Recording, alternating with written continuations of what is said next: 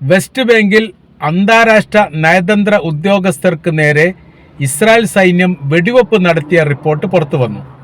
32 രാഷ്ട്രങ്ങളുടെ പ്രതിനിധികളാണ് വെസ്റ്റ് ബാങ്കിലെ ജനീൻ അഭയാർത്ഥി ക്യാമ്പുമായി ബന്ധപ്പെട്ട സ്ഥലം സന്ദർശിക്കാൻ വേണ്ടി തീരുമാനിച്ചതും ഈ ഭാഗത്ത് സന്ദർശനം നടത്തുകയും ചെയ്തത്. ഇതിനോടനുബന്ധിച്ചാണ് ഇസ്രായേൽ സൈന്യം വെടിവെപ്പ് നടത്തിയത്.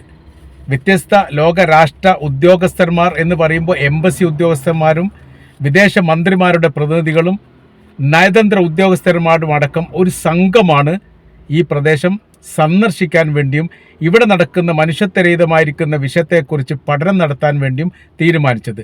UN സഭയുടെ നേതൃത്വത്തിലും അവരുടെ അനുമതിയോടും കൂടിയാണ് ഈ സ്ഥലം സന്ദർശിച്ചത് എന്നൊരു പ്രത്യേകം ഇതിനോടനുബന്ധിച്ച് പുറത്തു വന്നിട്ടുണ്ട്. ഇപ്പോൾ ഇസ്രായേൽ അതിന് പറയുന്ന കാര്യം, അവർ പറയപ്പെട്ട സ്ഥലമല്ല സന്ദർശിച്ചത്, അവർക്ക് നിരോധനം ഏർപ്പെടുത്തിയ അല്ലെങ്കിൽ വരുമെന്ന് പറയാത്ത സ്ഥലങ്ങൾ സന്ദർശിച്ചു എന്ന തരത്തിലാണ്. നയതന്ത്ര ഉദ്യോഗസ്ഥർ ഈ വിഷയവുമായിട്ട് ബന്ധപ്പെട്ട് പറയുന്ന കാര്യം, ഈ വെസ്റ്റ് ബാങ്ക് എന്ന് പറഞ്ഞ ഫലസ്തീൻ അതോറിറ്റിയുടെ കീഴിൽ പ്രവർത്തിക്കുന്ന പ്രദേശമാണ്. അതിന് ഇസ്രായേൽ സൈന്യത്തിന് ഇന്ന കാര്യങ്ങൾ ഇന്ന സ്ഥലത്ത് പോകാൻ പറ്റും എന്നുള്ള ഒരു നിയന്ത്രണ രേഖ ഉണ്ടാക്കാൻ അധികാരമൊന്നുമില്ല. അതുകൊണ്ട് തന്നെ അവർ പറയുന്നത് കളവാണെന്നുള്ളതും അത് അംഗീകരിക്കാൻ വേണ്ടി സാധിക്കില്ല എന്ന് നയതന്ത്ര ഉദ്യോഗസ്ഥർ പറഞ്ഞു.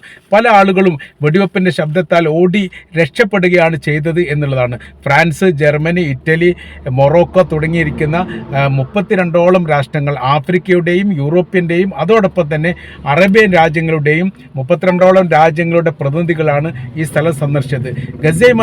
ഗസ യുദ്ധത്തോടനുബന്ധിച്ച് തന്നെ വെസ്റ്റ് ബാങ്കിൻ്റെ പല ഭാഗങ്ങളിൽ മനുഷ്യത്വരഹിതമായിരിക്കുന്ന പ്രവർത്തനങ്ങൾ ഇസ്രായേൽ നടത്തുന്നുണ്ട് എന്നതിൻ്റെ അടിസ്ഥാനത്തിൽ ഈ പ്രദേശം സന്ദർശിക്കാനും അതോടൊപ്പം തന്നെ ജനീൻ അഭയാർത്ഥി ക്യാമ്പുമായി ബന്ധപ്പെട്ട കാര്യത്തെക്കുറിച്ച് പഠനം നടത്താനും വേണ്ടിയിട്ടാണ് അന്താരാഷ്ട്ര പ്രതിനിധി സംഘം വെസ്റ്റ് ബാങ്കിൽ എത്തുന്നത്. പ്രവേശനാനുമതിയുമായി ബന്ധപ്പെട്ട കാര്യമൊക്കെ ഇസ്രായേൽ സർക്കാർ ചെയ്തിട്ടുണ്ടെങ്കിലും ഈ മേഖലയിൽ എത്തിയതോട് കൂടിയിട്ട് യാതൊരു പ്രകോപനവും ഇല്ലാത്ത തരത്തിൽ ഈ ഉദ്യോഗസ്ഥരെ വെടിവെച്ചു എന്നുള്ളതാണ്. അപ്പോൾ ആ വെടിവെച്ചിൽ പരിക്കേറ്റതുമായിട്ട് ബന്ധപ്പെട്ട വിവരങ്ങൾ ഇപ്പോൾ പുറത്ത് വന്നുകൊണ്ടിരിക്കുന്നേ ഉള്ളൂ. ഇപ്പോൾ ലോകാടിസ്ഥാനത്തിൽ വലിയ രീതിയിലുള്ള പ്രതിഷേധ വിഷയമായിട്ട് ബന്ധപ്പെട്ട് നടക്കുകയാണ്. യൂറോപ്യൻ യൂണിയൻ അടിയന്തര മീറ്റിംഗ് കൂടിയിട്ട് ഇതിനെ അപലപിച്ചിരിക്കുന്നു. മാത്രവുമല്ല, ഇത് നിസ്സാരമായിട്ട് കാണാൻ വേണ്ടി സാധിക്കില്ല. മറ്റ് ലോക രാഷ്ട്രങ്ങളിലെ ഒരു പ്രതിനിധിക്ക് പോലും പാലസ്തീൻ്റെ പ്രദേശത്തേക്ക് കടന്നു കയറാൻ വേണ്ടി പറ്റാത്ത വിധം ക്രൂരമായിരിക്കുന്ന ഒരു പ്രവർത്തനത്തിലേക്ക് ഇസ്രായേൽ സർക്കാർ മാറിയിരിക്കുന്നു എന്നതിനാൽ ഇത് അംഗീകരിക്കാൻ വേണ്ടി പറ്റില്ല എന്ന് മാത്രമല്ല, ഇതിനെതിരെ നടപടി വേണം എന്നുള്ള അഭിപ്രായത്തിലേക്ക് കാര്യങ്ങൾ പോയിക്കൊണ്ടിരിക്കുകയാണ്. ഈ യൂറോപ്യൻ രാജ്യങ്ങളുമായി ഇസ്രായേലിനെ സംബന്ധിച്ചിടത്തോളം അവർക്ക് നല്ല ബന്ധമാണ്. ഒരിക്കലും അവരുമായി ഉടക്കുന്നൊരു സ്ഥിതി ഉണ്ടായിട്ടില്ല. ആയുധപരമായ രീതിയിലും സായുധപരമായ രീതിയിലൊക്കെ വലിയ സഹായം അങ്ങോട്ടും ഇങ്ങോട്ടൊക്കെ ചെയ്യാറുണ്ട്. യുദ്ധാരംഭത്തിലും ഇങ്ങനെയൊക്കെ തന്നെയായിരുന്നു ഉണ്ടായിരുന്നത്. എന്നാൽ ഇപ്പോൾ സ്ഥിതികൾക്കൊക്കെ മാറ്റം വന്ന് യൂറോപ്യൻ രാജ്യങ്ങൾ ഒന്നടങ്കം തന്നെ ഇസ്രായേലിനെതിരെ നിലപാടെടുക്കാൻ തുടങ്ങി. അതോടെ തന്നെ അഭിപ്രായം പറയാൻ തുടങ്ങി. അവിടെ നടക്കുന്ന ഗസയിൽ നടക്കുന്നത് യുദ്ധമല്ല, വംശീയ ഹത്യമാണ്, സാമുദായിക ഉന്മൂലനം അവിടെ നടക്കുന്നുണ്ട്. ഇതൊന്നും ന്യായീകരിക്കാൻ വേണ്ടി സാധിക്കില്ല. നമ്മൾ ജീവിക്കുന്നത് 21ാം നൂറ്റാണ്ടിലാണ്. അതുകൊണ്ട് നമ്മൾ സുരക്ഷിതമായിരിക്കുന്ന കേന്ദ്രങ്ങളിൽ ഇരുന്നു കൊണ്ട് അഭിപ്രായം പറയുന്നതിനപ്പുറം പ്രദേശം സന്ദർശിച്ചുകൊണ്ട് സ്ഥിതിയെക്കുറിച്ച് കൃത്യമായി പഠിച്ചുകൊണ്ട് അതിന് പരിഹാരമുണ്ടാക്കുകയാണ് വേണ്ടത് എന്നായിരുന്നു ഈ സംഘത്തിൻ്റെ തീരുമാനം. ഇവിടെ സന്ദർശിക്കുന്നതുമായിട്ട് ബന്ധപ്പെട്ട് ഇതിന് മുൻപ് തന്നെ ഒരു മീറ്റിംഗ് കൂടുകയും ആ മീറ്റിങ്ങിനോടനുബന്ധിച്ച് തങ്ങൾ പോകേണ്ട പ്രദേശങ്ങളും സ്വീകരിക്കേണ്ട നടപടികളും കാര്യങ്ങൾ മനസ്സിലാക്കേണ്ടതും അത് ലോകത്തോട് പറയേണ്ടതും പരിഹാരവുമായിട്ട് ബന്ധപ്പെട്ട കാര്യത്തെക്കുറിച്ചൊക്കെ ഏകദേശം ഒരു രൂപമുണ്ടാക്കിയതിന് ശേഷമാണ് സന്ദർശനം നടത്തിയത്. സന്ദർശനത്തിന് ശേഷം തന്നെ തങ്ങളുടെ നിലപാട് കാര്യങ്ങളൊക്കെ അമേരിക്കൻ പ്രസിഡന്റ് ഡൊണാൾഡ് ട്രംപിനെ അറിയിക്കാൻ തീരുമാനിക്കുകയും ചെയ്തിരുന്നു. എന്നാൽ അവിടെ എത്തിയതോടുകൂടി സ്ഥിതി അവസ്ഥകളൊക്കെ വലിയ മാറ്റങ്ങൾ വന്നു. അവർ പ്രകോപിതരല്ലാത്ത രീതിയിൽ ഏറ്റവും ശാന്തമായ രീതിയിൽ രാഷ്ട്രത്തലവന്മാർ സന്ദർശിച്ച മേഖലയിലേക്ക് ഇസ്രായേൽ സൈന്യം ഇടിച്ചു കയറിക്കൊണ്ട് വെടിവെപ്പ് നടത്തുകയാണ് ഉണ്ടായത്. ചെതറി ഓടപ്പെട്ടു എന്നാണ് പറയുന്നത്. അപ്പോൾ ഈ അന്താരാഷ്ട്ര തലത്തിൽ ലോക രാഷ്ട്രത്തിലെ ഭരണാധികാരികളിൽപ്പെട്ടവർ ഒരു രാജ്യത്ത് എത്തിയിട്ട് അവർക്ക് സുരക്ഷിതത്വം നൽകി വേണ്ട സൗകര്യങ്ങൾ ഏർപ്പെടുത്തേണ്ട ഇസ്രായേൽ എന്ന് പറയുന്ന രാജ്യം പ്രകോപനപരമായ രീതിയിൽ രാഷ്ട്രത്തലവന്മാർക്ക് നേരെ വെടിവെച്ചു എന്ന് പറയുമ്പോൾ അവിടെ ജീവിക്കുന്ന ജനങ്ങളുടെ അവസ്ഥ എന്താണ് എന്നുള്ളത് നമ്മൾ കൃത്യമായിട്ടും മനസ്സിലാക്കുക തന്നെ വേണമെന്നുള്ളത് ഫ്രാൻസും കാനഡയും ഈ വിഷയത്തെക്കുറിച്ച് പ്രതികരിച്ചുകൊണ്ട് പറഞ്ഞു. പത്രസമ്മേളനം വിളിച്ചിട്ടാണ് കാനഡ ഇതിനെ പ്രതിഷേധം അറിയിച്ചിരിക്കുന്നത്. ഇത് നിസ്സാരമായിട്ട് കാണാൻ വേണ്ടി സാധിക്കുകയില്ല എന്നുള്ളതും ഏറെക്കുറെ പാലസ്തീൻ എന്താണോ പറയുന്നത് അത് തന്നെയാണ് യാഥാർത്ഥ്യം. ഇസ്രായേൽ പറയുന്നതല്ല, ഇസ്രായേൽ പറയുന്നത് കള്ളത്തരമാണ് എന്ന് തെളിഞ്ഞിരിക്കുകയാണ്. ഒരു രാഷ്ട്രത്തിലെ പ്രതിനിധി മറ്റൊരു രാജ്യത്ത് സന്ദർശിച്ചു കഴിഞ്ഞാൽ ഏറ്റവും സുരക്ഷിത കവചമൊരുക്കേണ്ടവർ തോക്കെടുത്തുകൊണ്ട് വെടിവെക്കുക എന്ന് പറഞ്ഞാൽ നിസ്സാരമായിട്ട് കാണാൻ വേണ്ടി സാധിക്കില്ല. ഇതോടനുബന്ധിച്ച് തന്നെ കാനഡ പറഞ്ഞിരിക്കുന്ന മറ്റൊരു കാര്യം, ഗസയിലേക്ക് ഭക്ഷണം എത്തിക്കുന്ന കാര്യത്തിലേക്ക് വിഷയവുമായിട്ട് ബന്ധപ്പെട്ട് ഇസ്രായേൽ ഇനിയും തടയുകയാണെങ്കിൽ അതിർത്തി മേഖല കയ്യേറ്റത്തോടു കൂടി ഒഴിപ്പിക്കാനുള്ള സംവിധാനം ഒരുക്കണം. എന്ന് വെച്ചാൽ യൂറോപ്യൻ രാജ്യങ്ങൾ ഏറെക്കുറെ ഇസ്രായേലിനെതിരെ ആയുധമെടുക്കുന്ന സ്ഥിതിയിലേക്ക് കാര്യങ്ങൾ പോകുന്നു എന്ന് ചുരുക്കം. അപ്പോൾ മുമ്പത്തെ ബന്ധത്തിലൊക്കെ വലിയ രീതിയിലുള്ള വിള്ളലുകൾ വന്നിരിക്കുന്നു. അമേരിക്കയും ഇസ്രായേലും ഏറെക്കുറെ ഒറ്റപ്പെട്ടു പോയിരിക്കുന്ന സ്ഥിതിവിശേഷമാണ് നിലവിലുള്ളത്. അമേരിക്കയ്ക്ക് ഒറ്റക്ക് നേരിട്ട് മറ്റൊരു രാജ്യവുമായിട്ട് യുദ്ധം നടത്തി വിജയിപ്പിക്കുക എന്ന് പറഞ്ഞാൽ വലിയ പ്രയാസമുള്ള കാര്യമാണ്. അവർ ഒറ്റക്ക് നടത്തിയ ഒരു യുദ്ധം വിജയിച്ചിട്ടില്ല എന്ന് യാഥാർത്ഥ്യം. ഇറാഖ് യുദ്ധം പോലും ഏകദേശം 32ഓളം രാഷ്ട്രങ്ങളുടെ പിന്തുണയോടുകൂടി അമേരിക്ക നയിച്ച യുദ്ധമാണ്.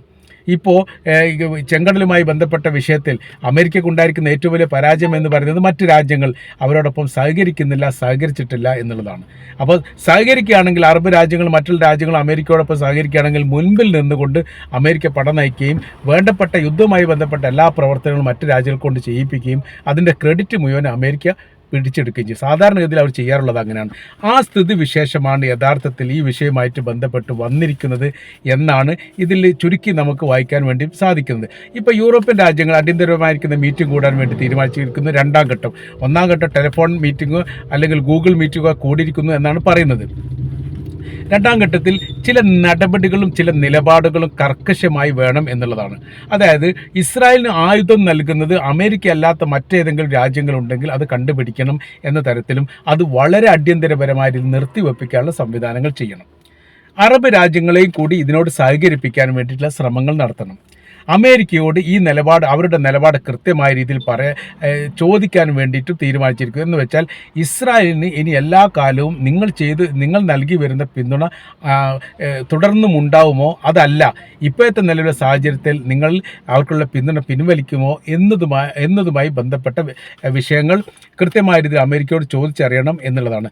ബ്രിട്ടൻ ഈ കാര്യത്തിൽ മുൻകൈ എടുത്തുകൊണ്ടാണ് പ്രവർത്തിക്കുന്നത്. മുമ്പൊക്കെ അമേരിക്കയും ബ്രിട്ടനും സംയോജിച്ചുകൊണ്ട് ഏകോപനത്തോടു കൂടി ഒറ്റ നിലപാടായിരുന്നു ഉണ്ടായിരുന്നത്. അവർക്ക് അഭിപ്രായ വ്യത്യാസങ്ങളൊന്നും ഇല്ലായിരുന്നു. ലോകത്തിലെ ഏറ്റവും വലിയ ശക്തി ഒരു കാലത്ത് ബ്രിട്ടനായിരുന്നു. പിന്നീട് രണ്ടാം ലോക യുദ്ധത്തോടു കൂടി അമേരിക്ക വലിയ രീതിയിൽ ശക്തിയായതോടുകൂടി ബ്രിട്ടൻ എന്ത് ചെയ്തു? അമേരിക്കയിലേക്ക് ലയിച്ചു. അപ്പോൾ എന്താണോ അമേരിക്ക പറയുന്നത് ആ നിലപാട് കാര്യങ്ങൾ മുഴുവനും അക്ഷരം തെറ്റാത്ത രീതിയിൽ സ്വീകരിച്ചുകൊണ്ട് പിന്തുണ പറയുന്ന പ്രവൃത്തിയായിരുന്നു ബ്രിട്ടൻ ഇത്രയും കാലം ചെയ്തിരുന്നത്. ഈ ഇറാഖ് യുദ്ധവുമായിട്ട് ബന്ധപ്പെട്ട സമയത്തൊക്കെ അമേരിക്കയോടൊപ്പം നിയലായിട്ട് പ്രവർത്തിച്ചു എന്നുള്ള കാര്യം നമുക്കറിയാവുന്നതാണ്. ഇപ്പോൾ സ്ഥിതിക്ക് മാറ്റം വന്നു. കണ്ണും പൂട്ടിയിട്ട് ഇസ്രായേലിനെ വിശ്വസിക്കാൻ വേണ്ടി പറ്റില്ല. അവർ ചെയ്യുന്ന എല്ലാ പ്രവർത്തനത്തിനും സപ്പോർട്ട് ചെയ്യാൻ പറ്റില്ല. അമേരിക്കയുടെ നിലപാടുകളും തെറ്റാണ്. ആ തെറ്റിനോടൊപ്പം നമ്മൾ ചേർന്ന് നിൽക്കുന്ന സമയത്ത് നമ്മൾ വലിയ വില വരാൻ പോകുന്ന ചരിത്രത്തിൽ നൽകേണ്ടി വരും. അതുകൊണ്ട് ചെയ്യേണ്ട കാര്യമെന്ന് പറയുന്നത് ഇസ്രായേൽ തെറ്റ് ചെയ്യുകയാണെങ്കിൽ ആ തെറ്റാണ് ചൂണ്ടിക്കാണിക്കുകയും അവർക്കെതിരെ നടപടിയെടുക്കുന്നതിലേക്ക് കാര്യങ്ങൾ നീങ്ങുകയും ചെയ്യണം എന്നുള്ളതാണ്. അപ്പോൾ യൂറോപ്യൻ രാജ്യങ്ങൾ ഏറെക്കുറെ ഇസ്രായേലിനെതിരെ സംഘടിച്ചിരിക്കുന്നു, അല്ലെ ഏകോപനപരമായിരിക്കുന്ന ഒരു അഭിപ്രായത്തിലെത്തിയിരിക്കുന്നു എന്ന് വേണം ഈ വിഷയവുമായിട്ട് ബന്ധപ്പെട്ട് നമുക്ക് മനസ്സിലാക്കാൻ വേണ്ടി സാധിക്കുന്നത്.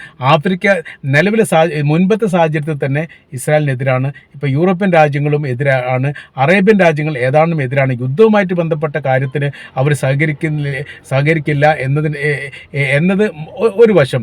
മറ്റൊരു വശത്തൂടെ നോക്കുന്ന സമയത്ത് ഇസ്രായേലിനെ അംഗീകരിക്കുന്ന ഒരു സ്ഥിതിവിശേഷം ഇപ്പോഴും അറബ് രാജ്യത്തിന് ഇല്ല എന്നുള്ളത് യൂറോപ്യൻ രാജ്യങ്ങളെ സംബന്ധിച്ചിടത്തോളം അവർക്ക് ആശ്വാസം പകരുന്ന കാര്യമാണ്. ഏതായിരുന്നാലും ഇസ്രായേലിനെ വെല്ലുവിളിച്ചുകൊണ്ട് യൂറോപ്യൻ രാജ്യങ്ങളെയും മറ്റുള്ള രാജ്യങ്ങളെയും വെല്ലുവിളിച്ചുകൊണ്ട് അതിജീവിച്ച് മുന്നേറുക എന്നുള്ളത് നിലവിലെ സാഹചര്യത്തിൽ വലിയ പ്രയാസമാണ് എന്നാണ് നിരീക്ഷകരുടെ അഭിപ്രായം. അതുകൊണ്ട് തന്നെ ഇസ്രായേൽ നയങ്ങൾക്ക് മാറ്റം വരുത്താനുള്ള സാധ്യത വളരെ കൂടുതലാണ്. അവരുടെ സമീപനത്തിലും അവരുടെ നിലപാടിലും തീരുമാനത്തിലും മാറ്റം വരുത്തുക എന്ന് പറഞ്ഞാൽ ഗസയിലേക്ക് കടന്നു കയറിയിട്ടുള്ള ആക്രമണത്തിൻ്റെ ശക്തി കുറക്കാനും അവർക്ക് ആവശ്യമായിരിക്കുന്ന സഹായങ്ങൾ ഈ കണ്ടെയ്നറുകളിൽ തടഞ്ഞു വെച്ചിരിക്കുന്നത് മുഴുവൻ അവർക്ക് അനുവദിക്കാനുമുള്ള സാധ്യത വളരെ കൂടുതലാണ് എന്നാണ് നമുക്ക് മനസ്സിലാക്കാൻ വേണ്ടിയിട്ട് സാധിക്കുന്നത്.